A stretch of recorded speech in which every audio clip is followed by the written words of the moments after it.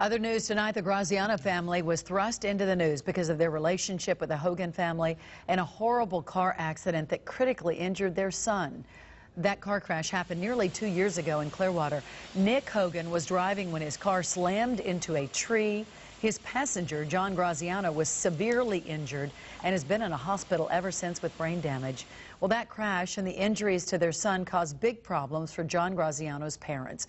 They're estranged right now, and police have arrested Edward Graziano for trying to hire a hitman to kill his wife. Fox 13's Steve Nichols is live outside the Pinellas County Jail with more details. Steve? Edward Graziano right now, Kelly, is inside a cell in the Pinellas County Jail. His bond put at $100,000. You will recall that he and his estranged wife had a very bitter custody battle over who would have custody of their now seriously disabled son. She won. Now he's accused of trying to have her killed for $2,100 and a slightly used pizza card. 21-year-old John Graziano was a veteran of the Iraq War and a passenger in a high-powered car driven by a 17-year-old friend, Nick Balia, the son of local celebrity Hulk Hogan. The car crashed into a tree. While Nick Balia was prosecuted, John Graziano lingered in a semi-conscious state, and his estranged parents battled over who should have custody. Edward Graziano thought his wife was too close to the Hogan family. The custody went to the soldier's mother.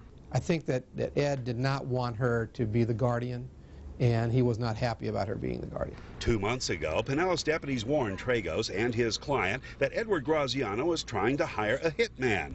While Mr. Graziano met several times with an undercover detective, Mrs. Graziano found refuge. Obviously, she spends a lot of time at the VA hospital. Fortunately, there's very good security at the VA hospital, so that was a safe place for her.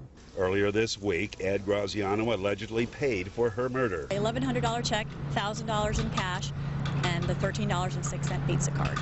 He just happened to have it on him? I don't honestly know, but that was part of what he handed over as payment for this murder block. We're told he wanted it to look like a car accident at a time when he would have an alibi. We're also told that Mrs. Graziano is saddened and angry that this family will see even more tragedy. And we are told John Graziano is still in a semi-conscious state, but can now open his eyes sometimes and move his arm sometimes. Mrs. Graziano can now continue to focus on the recovery of her son. Bear in mind, she and her lawyer were notified in mid-December. That's over 2 months ago, so she's been under that strain for that length of time. And incidentally, I've got to say about that pizza card, at some point we're going to know what that's all about, because the detective probably was wearing a wire. There was a recording, and we'll find out what in the world a $13.06 pizza card was doing in this deal. We'll be anxious to hear that. And as you mentioned, John Graziano making progress, opening his eyes, I guess something he wasn't doing even a year ago. Did they say anything more about his condition? Just that they're seeing these very gradual improvements. He has lost part of his brain. There's no such thing as a total recovery, but they're encouraged by what they're seeing. No time yet on when he might get out of Haley Hospital. All right. Thank you so much, Steve. Well, we have some video.